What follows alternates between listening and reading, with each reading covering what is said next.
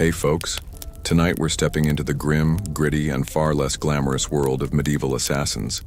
Those shadowy figures who slipped through castle corridors and alleyways, rewriting history with a whisper and a blade. Sure, Hollywood paints them as stylish rogues in flowing cloaks. But the truth? Being a medieval assassin was absolutely miserable. Before you get comfy, hit that like button and subscribe. But only if you genuinely enjoy this kind of deep dive.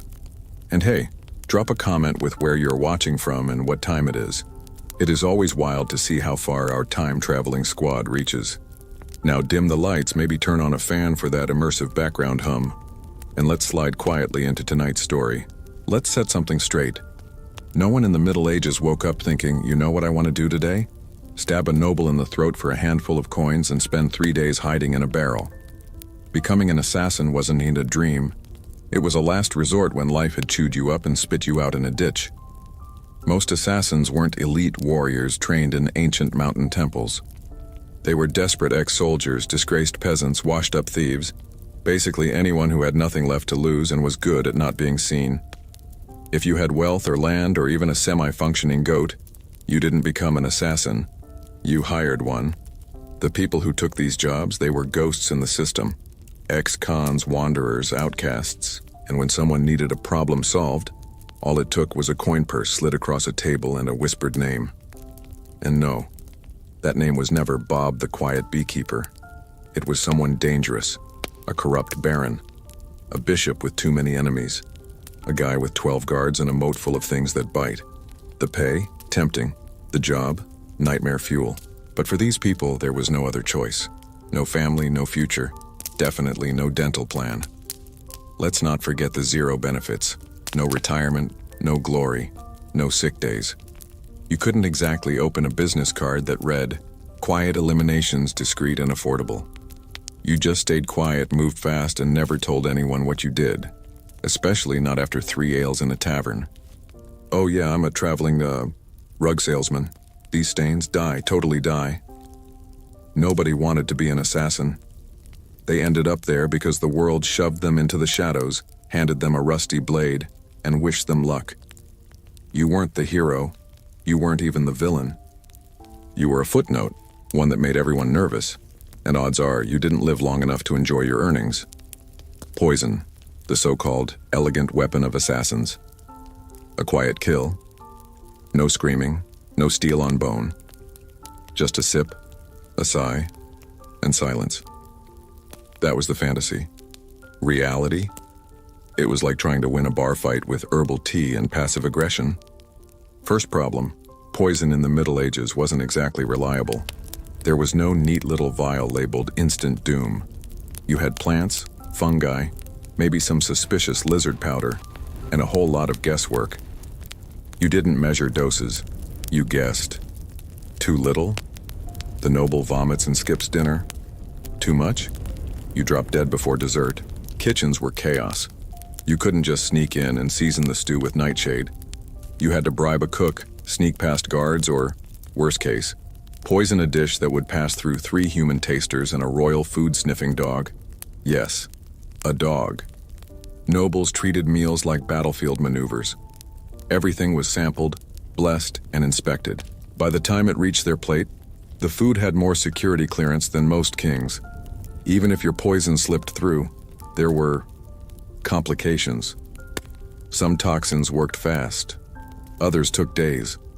One moment your mark is laughing. The next, they're clutching their guts and demanding an exorcism. And if they lived, guess who gets blamed? Not the cook. Not the taster. You, the quiet weirdo who knows too much about mushrooms. If you were caught, it wasn't quick. You were interrogated with tools that had names like the tongue splitter and the knee whimperer. And they didn't stop until you confessed to poisoning everyone from the Duke to his favorite hunting falcon. And let's say you did succeed. Maybe you toppled a tyrant, sabotaged a royal bloodline, shifted the fate of a kingdom. You'd think your name would be remembered, right? Wrong. You were never meant to be remembered.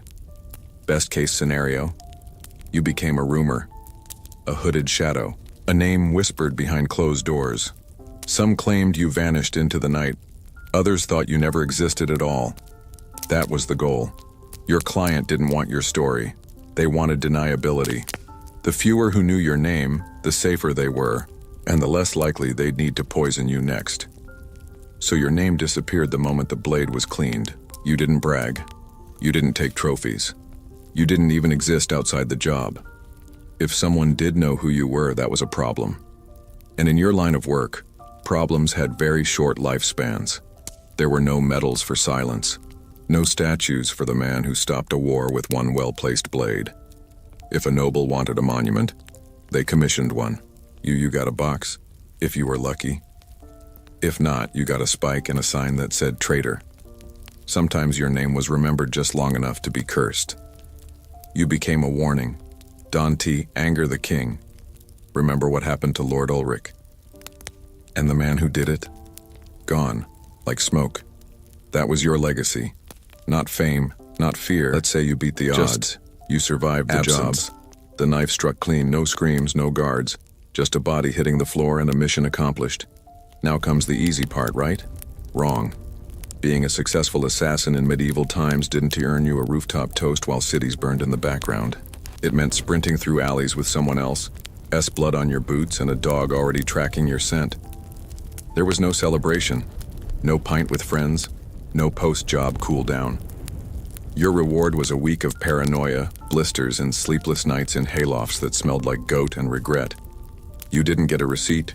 You didn't meet your client for a handshake and thank you scroll. They disappeared the second your work was done, because now you were the most dangerous person alive. You knew too much. Where the victim was, how you got in, who paid for it. When you walked away with a few blood-stained coins, you also walked away with a giant invisible target on your back. And so began the second act of the assassin's life. Get out. You needed exit routes, disguises, bribed boatmen, maybe a monastery in the hills where monks didn't ask questions and pretended not to notice your twitch every time someone dropped a spoon. Because the moment the kill happened, the city changed. Lockdowns, checkpoints, angry guards shouting your vague description and waving around a sketch that looked more like a sad potato than a person, but close enough to get you hanged. You changed your name, again, became Brother Lucian, humble, silent, and definitely not covered in royal blood. You shaved your beard, slouched a little more, learned a fake limp. It was exhausting. It was constant. And it was the price of success. You had one rule: trust no one, especially the client. Clients didn't hire assassins because they admired their work. They hired them because they wanted something terrible done, and then wanted that terrible thing to vanish. Sometimes that meant you vanishing too. Some clients ghosted you completely. Others, they hired a second assassin to clean up the first. Double booking medieval edition, you got no refund, no warning. Just a dagger in your spine courtesy of someone with the same job title. And if you were foolish enough to threaten them, to say, "Pay me or I talk," that was your last sentence. Nobody negotiated with assassins. They silenced them. Best case scenario, you got paid and left alone. But even then, you spent every night assuming someone was watching you, that a steel blade had your name on it, carved in silence by someone just like you. Because in this business, if you killed once, you could kill again. Let's say somehow you beat the odds. You survived the jobs, the lies, the poisons, the betrayals. You outlasted your enemies, your employers, and maybe even your own morality. Now what? Retirement? Not a chance. In the medieval world, assassins didn't retire, they vanished, or they died. Often both. There was no cottage by the sea, no pension, no peace. You didn't get a gold coin and a warm handshake, you just disappeared. Even if you walked away, the job didn't walk away from you. You had too many names in your head, too many secrets behind your eyes, too many ghosts in your bed. People didn't want you retired, they wanted you forgotten, which usually meant buried. And if no one came for you, and that's a big if, you still lived every day waiting for the blade that didn't warn you. You changed your name. Again. Moved to a village no one could pronounce. Sold herbs, pretended to be an ex-guard, told stories about your limp. You avoided town squares. You sat with your back to the wall. You kept your knife under the floorboards next to a bag of coins you never spent because they still smelled like someone else's blood. And worst of all, you didn't even trust yourself anymore. Years of silent killings and frantic escapes rewired your brain. Every knock at the door made you freeze. Every cough in the street was a warning. You didn't dream. Dreams were dangerous. You didn't love. Love asked questions. You didn't laugh too loud. Laughter drew attention. You lived like a ghost, trying to pretend to be human. And in the end, there was no end. Just the slow fade into obscurity. Always moving. Always watching. Until one day you slipped into the dark, and no one noticed. And that meant nobody, not even your client, wanted to be next. If siege tunnels were the silent killers of ancient warfare, then counter-tunnels were the frantic CPR attempts to keep the city breathing. As soon as defenders suspected digging, maybe the ground started vibrating, or someone heard muffled grunting beneath the wine cellar, they sprang into action. They'd dig their own tunnels, sometimes at wild angles, just to intersect the enemies.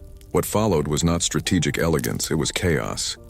Imagine two teams of filthy, desperate men meeting underground in total darkness, swinging pickaxes, daggers, or whatever they had on hand, all while trying not to choke on dust or pass out from lack of air. No banners, no speeches, just sweaty panic and the hope you stabbed the right silhouette. Some of these battles ended in collapse, others in mass suffocation. And if things got really creative, defenders would flood the tunnels, set smoke traps, or release bees. Yes, bees. Because nothing says defending civilization like unleashing winged chaos in a mine shaft. Still, tunneling was cheap, relatively quiet, and terrifyingly effective. You didn't need 1,000 soldiers or a 10-ton war engine, just patience, shovels, and the willingness to bury your enemy without a sound. But even when it worked, it wasn't pretty. Walls didn't crumble like in the movies.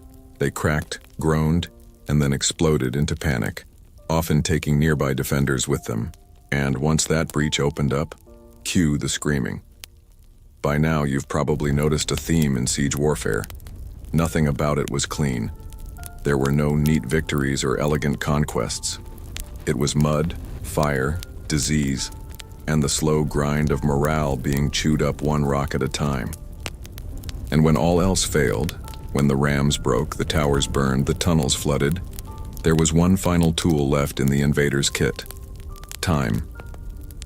Sieges weren't just battles. They were psychological sieves. You starved the city, choked its water, cut its trade, and waited. Days turned to weeks, weeks into months. Food ran out. Rats became meals. Disease blossomed. The air grew thick with rot and desperation. And inside those walls, the defenders weren't planning bold last stands. They were counting crumbs and praying the invaders got bored. But make no mistake, siege warfare was never fair. It didn't reward the brave or the bold. It rewarded the stubborn, the sadistic, and the ones with the biggest granary. Sometimes a city fell not because it was weak, but because it ran out of hope. Because the children cried louder than the generals yelled. Because no amount of courage can fill an empty stomach or heal plague-blistered skin. And when the gates finally opened, either from a battering ram or betrayal, it wasn't over. It was just the beginning of the real horror. No ancient army marched in to applause. They swarmed in like a flood, and what followed was looting, screaming, and fire. Always fire. Cities didn't just fall, they were gutted. Their people weren't spared because they fought bravely. They were punished for it. So the next time someone tells you medieval warfare was noble and glorious, remind them of the siege, of the tunnels, the trebuchets, the starvation, and the silence that followed. Remind them that conquest didn't just break walls, it broke people. And that in the end, the most powerful weapon in the ancient world wasn't steel or stone. It was patience sharpened into cruelty. But let's not pretend the defenders were saints. They had tricks of their own, and some of them were straight out of a nightmare. Hot oil? Sure, but that was expensive. Boiling water? More common. Burning sand dumped through murder holes? Surprisingly effective. It slipped past armor, clung to skin, and turned your average invader into a screaming meat puppet in seconds. And then there were the beehives. Yes, actual beehives launched from walls or catapulted with a prayer and a buzz. If you've never seen a man in chainmail flee from airborne insects like he is being chased by ghosts, well, congratulations. You haven't lived through medieval combat. Defenders also mastered the fine art of psychological warfare. Sometimes they'd toss dead bodies over the walls, not enemy corpses but their own. Diseased, bloated, and clearly beyond help. A message to the attackers. Yes, we're dying in here. Want to catch what we've got? It didn't stop there. Some cities painted their walls with blood, displayed heads like trophies, or set up dummies dressed in armor to fake larger numbers. Others rang bells at random intervals, played war drums through the night, or shouted out false reports. Reinforcements are coming. Hope you brought snacks. But all of that, all the boiling liquids and buzzing chaos, only delayed the inevitable. Because if your enemies were determined enough, if they had the time and the supplies and zero moral restraint, they would get in. Always. And when they did, the punishment was biblical. Towns that resisted too hard were made examples. The streets ran red. Anyone who had picked up a sword or looked like they might one day consider it was butchered. Buildings were burned, treasures looted, and survivors, if they were lucky, were sold as slaves. If they weren't lucky, well, let's just say their stories didn't end with a happily ever after. This wasn't cruelty for fun. It was strategy. The next city would think twice. Word spread fast. Resistance became hesitation. And hesitation? That's how you win wars without lifting another siege engine. So what have we learned from all this delightful history of destruction? That ancient and medieval warfare was less about grand charges and noble duels and more about engineering misery. You didn't need the biggest sword. You needed the best carpenters. Siege warfare was about who could build the most terrifying wooden contraption, dig the sneakiest tunnel, or wait the longest without coughing up a lung. The real victors weren't heroes in shining armor. They were the ones who could count supplies, manage plague outbreaks, and still sleep through the sound of their own men screaming in the night. And if you think all this horror ended when the walls finally fell, think again. Because sometimes the siege didn't end at all. It just changed shape. After the breach, after the screaming and the smoke, came the occupation. And let me tell you, no one throws a welcome parade for the army that just starved their children. What followed was control, paranoia, and the kind of peace that grinds your soul instead of comforting it. The conquerors weren't exactly gentle administrators. They tore down local temples, replaced city leaders with their own lapdogs, and restructured the economy, usually by taking anything shiny and reminding you that bread now cost 3 times more than it used to. And don't even think about revolting. That just brought a second wave of punishments. Spoiler, they were worse.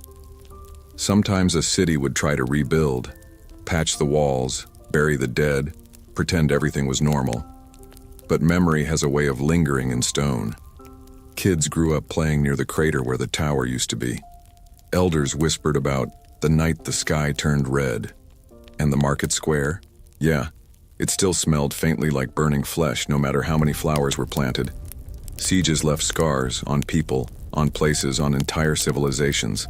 They reshaped maps, toppled dynasties, and rewrote the rules of power. The message was simple and brutal. If you can't defend your walls, you don't deserve to keep what's inside them. But perhaps the most terrifying thing about siege warfare wasn't on the weapons or the fire or the disease. It was the patience, the cold, calculating certainty that if you just waited long enough, the human spirit would crack. That courage would run out. That hunger would win. Because in the end, sieges weren't about glory. They were about breaking people slowly. And the worst part? It worked. There's a strange kind of silence that follows a siege. Not peace. Peace is earned. This is something else. A hollow, echoing quiet, where once there was fire and screaming and death. It creeps through broken halls, nestles in collapsed roofs, hums faintly in empty wells. A silence that doesn't heal. It haunts. The survivors? If they're lucky, they live long enough to wonder whether survival was worth it. They sift through rubble looking for bread crusts and brothers. They speak in whispers, flinch at shadows, and dream in screams. Because after a siege, the world doesn't snap back into place. It stays bent. Empires rise from these ashes. Banners are hoisted. Monuments are built. Victors call it destiny. Losers call it ruin. Historians call it turning points. But none of them smell the rot. None of them remember the child who coughed herself to death because the grain store was poisoned. We glorify the generals. We name buildings after kings. But the ones who actually broke the gates? They don't get statues. They get forgotten, buried in shallow graves outside the walls they helped destroy. Siege warfare didn't make heroes. It made rubble, and stories no one wanted to tell out loud. Because the truth is, there's nothing noble about starving people into silence. Nothing grand about launching fire into cradles or digging tunnels beneath sacred ground. This wasn't chess. It was a meat grinder dressed up in strategy. And everyone, defenders, attackers, civilians, animals, everyone got chewed up. So next time someone talks about the glory of conquest, ask them how much glory fits inside a burnt-out granary, or how it smells when 10,000 people breathe their last in the same week. Ask them what honor tastes like after 3 months of boiled leather boots.